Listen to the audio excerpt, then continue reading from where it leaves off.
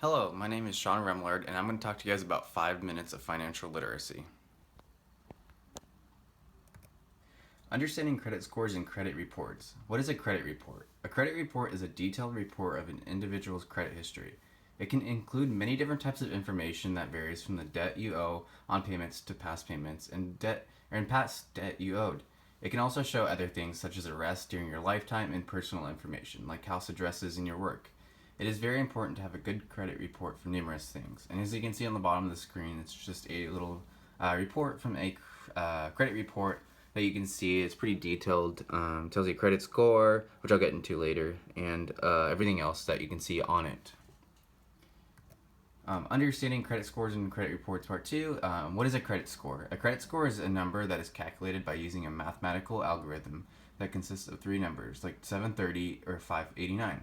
This number is figured out through your credit history and credit reports. The higher the score, the better. Banks and lenders look at this number to choose if they want to lend money to you or not.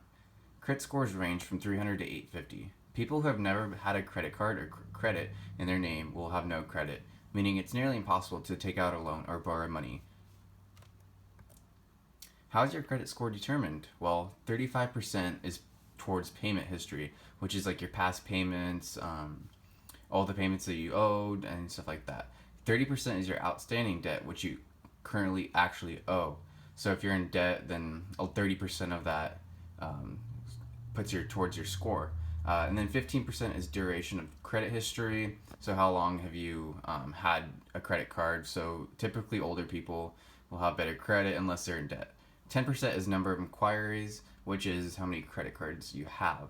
And then 10% is types of credit outstanding, which is basically what kind of credit cards you have. It can kind of like figure out your credit score. Managing credit cards. There's a lot that is put into managing your credit cards. The best advice out there is be smart and think before purchasing things if you really can't afford them. People also are attracted by certain credit cards, and it may encourage them to go and apply for that card. But be careful and read the fine print. Certain type of credit cards vary, but some of them are cash back, which is get a percentage back on what you spend, like 3%, 5%. And then points, which are earned on how much you spend, which can be used for free things like cameras, video games, stuff like that. And then miles which is you can rack up airline miles on credit cards, also depending on how much you spend, which you usually got to spend a lot for the airline miles. Basic budgeting. Budgeting seems to be a very major issue in the United States, as many of us are in debt. It is very easy to fall into debt, but it is also very easy not to fall into debt. Here are some simple steps that may help to budget themselves. Make sure to keep all receipts. This way it can help keep control of your spending by looking at all your purchases you made and can help balance your money better. When balancing your money, make sure to leave extra if possible because you never know if your car will break down or you'll need a house repair. Number 3, using coupons can save hundreds of dollars a year if you take the time to look for them and use them. Number 4, make sure to reduce bills by turning the lights off or taking shorter showers. Buying a car.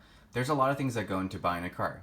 Things to look out for though is the MSRP, invoice price, APR, down payment, leasing, financing, and even the credit union. Buying a car is a really big decision as it is not cheap. Here are some terms you'll need to know the next time you purchase your vehicle.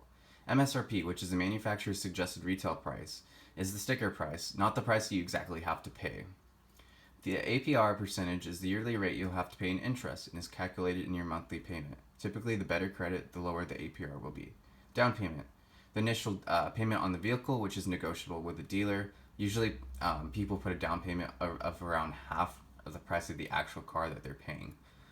Leasing is you're basically borrowing the car from the dealer, which has a payment occurring every month for typically a few years until they exchange it or get a new one.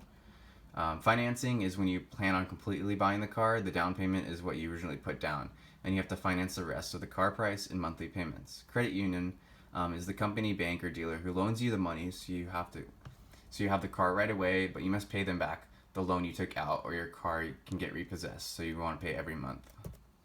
Buying a home. Buying a home is probably the most expensive thing someone has to purchase in their lifetime if they're lucky enough to be able to purchase one.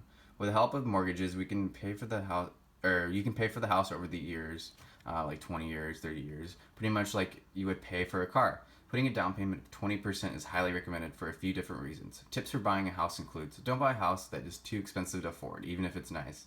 This is a huge mistake first-time home buyers actually make because they aren't aware of the consequences. Be sure to also add the repairs and appliances to the price, as it can add up very quickly.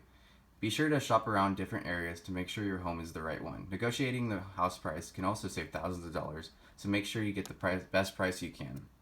Investing. Investing can be a very good idea to put your money elsewhere, where you can earn even more money over a period of time. There are multiple examples of these, and they include treasury bills, money market accounts, and CDs, which are very not that risky. Bonds, and they're not that risky either. Mutual funds, which are sort of risky but still on the safe side, and stocks, which are very risky. High reward, high risk, basically. And retirement. Last but not least, retirement. Retiring makes a big achievement in life. There are many plans involved with retiring, like the IRA and 401k plans. It's a very important decision to choose the right one for you, as it can possibly make or break an individual. Here are some tips on retiring successfully. Don't forget to incorporate inflation into your calculations for the money needed to retire. It can really change your number. Never pass on a company match, as it literally is free money that they are offering you. And 3, always actively monitor your retirement savings, as you never know what could happen. Thank you for watching.